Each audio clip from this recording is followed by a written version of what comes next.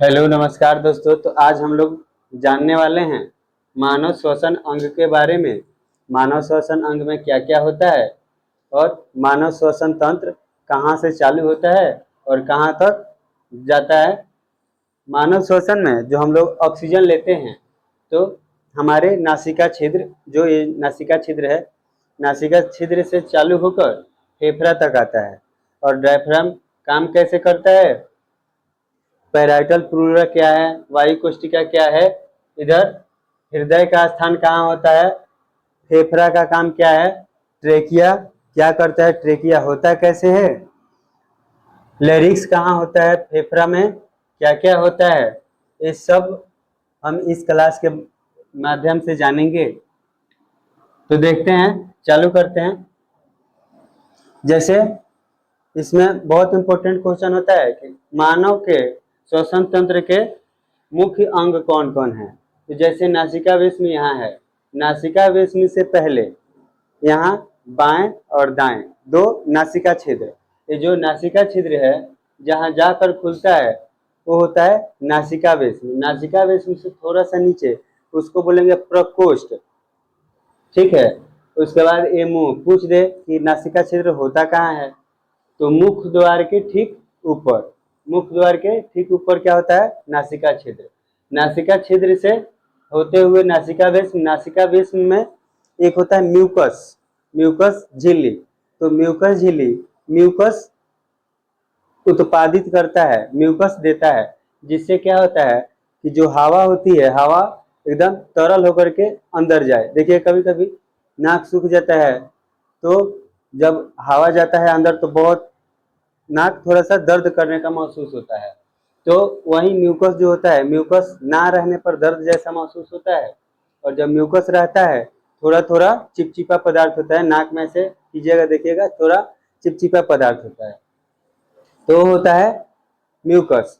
तो म्यूकस का काम क्या होता है, हवा को आसानी से अंदर लेकर जाना। उसके बाद नीचे नीचे होता है लेरिक्स, लेरिक्स के तुरंत ऊपर होता है फेरिक्स, लेकिन फेरिक्स हमने नहीं लिखा है यहाँ। लेरिक्स देखिए, लेरिक्स के तुरंत नीचे आइएगा तो होता है ट्रेकिया, ये जो भाग है ये ट्रेकिया, इसके ऊपर होता है लेरिक्स। लेरिक्स कर बोलिए या कंठ बोलिए या फिर स्वर यंत्र बोलिए, लेरिक्स को ही स्वर यंत्र बोलते हैं। ये जो ट्रेकिया होता है, ट्रेकिया उपास्थि कार्टिलेज का बना होता है। कार्टिलेज का इसलिए बना होता है ताकि जो पाइप है, सांस लेने वाली जो पाइप है, सांस अगर हम बाहर छोड़ रहे हैं तो पिचके ना, या फिर अंदर ले रहे हैं तो पिचक ना जाए, इसलिए कार्टिलेज से, उपास्थि से उसकी घूर्णी की होती है अर्ध अर्ध घूर्णन, अर्ध अर्धवृत्त टाइप का होता है। जो ट्रेकिया होता है आधा भाग ऐसे गोला होता है, आधा भाग, तो उसको अर्धवृत्त टाइप का बोलेंगे। उसके बाद जब ट्रेकिया से नीचे आते हैं तो यहाँ ट्रेकिया क्या करता है, दो भाग में बंट जाता है, और दो भाग में बंटता है तो इसको क्या बोलेंगे, ब्रोंकोस। दो भाग में बंट गया तो ब्रोंकोस बोलेंगे। ब्रोंकोस से ब्रोंक्यूल्स में बंटता है, और जैसे देखिए ट्रेकिया से आया, दो भाग में बंट गया तो एक ये हो गया ब्रोंकोस और एक ये हो गया ब्रोंकोस। ब्रोंकोस से जब बंटा तो ये हो गया, इस वाले भाग को बोलेंगे ब्रेंक्यूल्स, जैसे यहाँ दर्शाया गया यह है ब्रेंक्यूल्स, ठीक है। और ये जो स्थान है यह हृदय का स्थान है, जो हम अगले क्लास में पढ़ेंगे हृदय के बारे में। और जो हमारा ये वाला है फेफड़ा, ठीक है। ये टोटल भाग फेफड़ा है। फेफड़ा से थोड़ा सा हटकर, फेफड़ा से थोड़ा सा बाजू हटकर, जैसे कि ये वाला भाग है,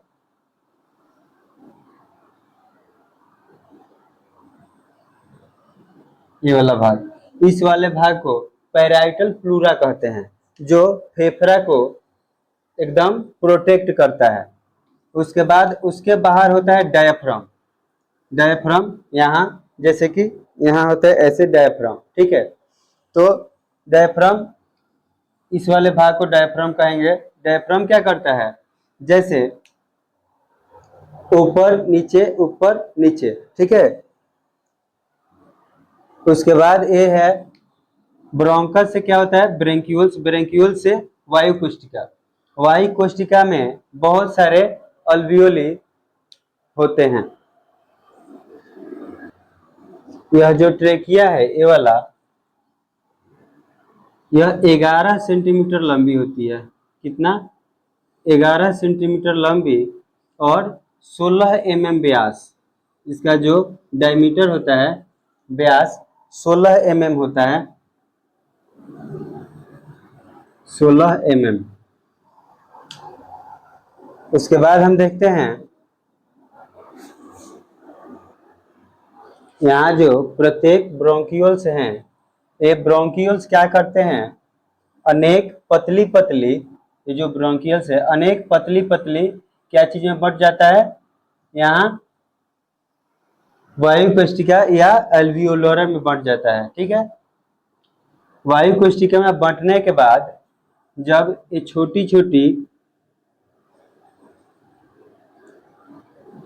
वायु कोशिका से जब ये बाहर निकलती हैं तो इसको बोलते हैं अल्वियोली।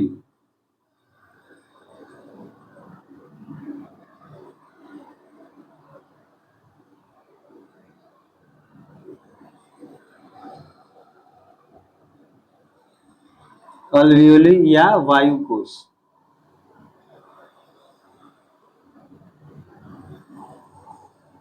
ये होता है अल्वियोली या वायु कोश, जो अंगूर के गुच्छे के समान होता है। उसके बाद हम देखते हैं,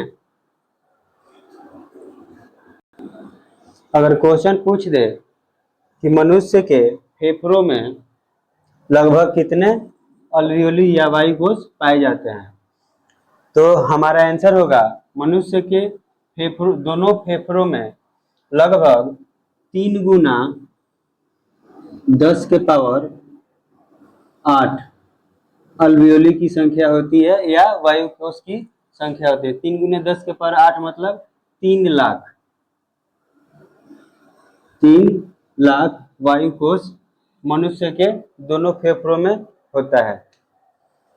उसके बाद अगर पूछ दे कि फेफड़ा कहाँ स्थित होता है, तो फेफड़ा मनुष्य के वक्ष गुहा, जैसे चारों तरफ से पकड़ा है तो मनुष्य के कहाँ? वक्ष गुहा में स्थित होता है।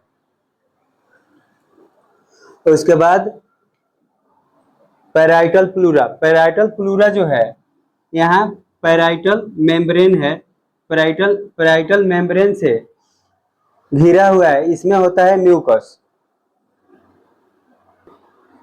यहाँ पैराइटल प्लूरा और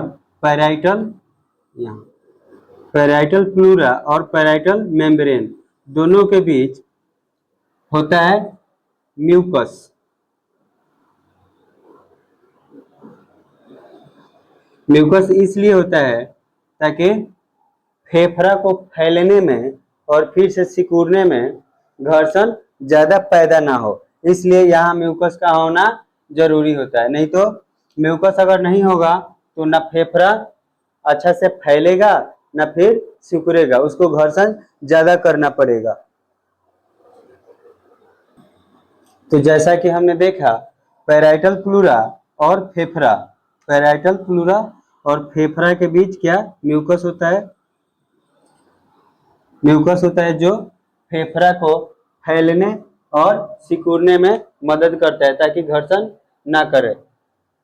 श्वसन क्रिया 2 क्रिया में पूर्ण होती है, एक होता है प्रश्वास, एक होता है उच्छ्वास। एक होता है प्रश्वास, एक होता है उच्छ्वास। जैसे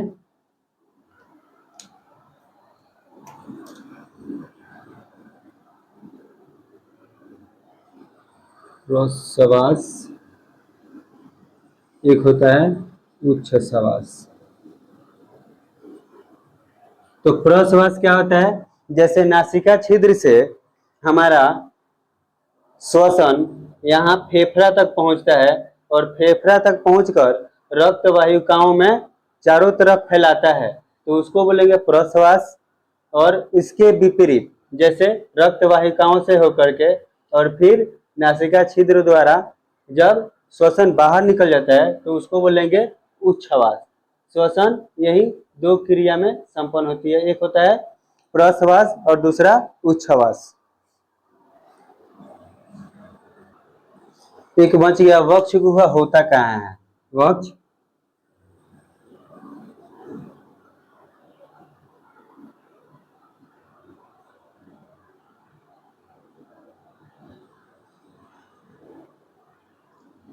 जैसे हमारे सीने में ये जो पसलियां हैं, पसलियां के तुरंत नीचे डायफ्राम, और इसी को हम लोग बोलेंगे वक्ष गुहा। वक्ष गुहा से इसके नीचे होता है क्या? डायफ्राम। और डायफ्राम क्या करता है? इस वक्ष गुहा के अंदर क्या रहता है? फेफड़ा। अगर पूछे मनुष्य का जो फेफड़ा है वो कहाँ होता है, तो वक्ष गुहा में स्थित होता है। और हृदय का स्थान पूछे तो दिख रहा है यहाँ पे, दोनों फेफड़ों के बीच में, यहाँ पे। ठीक है,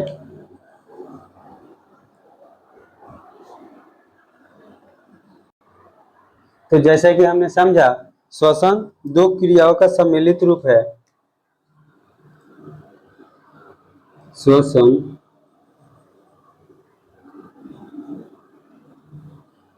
दो क्रियाओं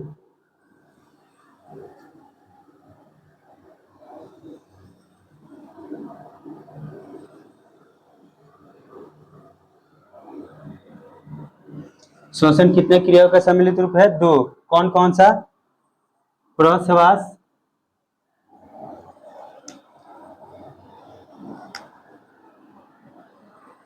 प्रश्वास और उच्छ्वास। प्रश्वास और उच्छ्वास को मिलाकर जैसे इन दोनों को जोड़ेंगे तो बन जाएगा श्वासोच्छ्वास।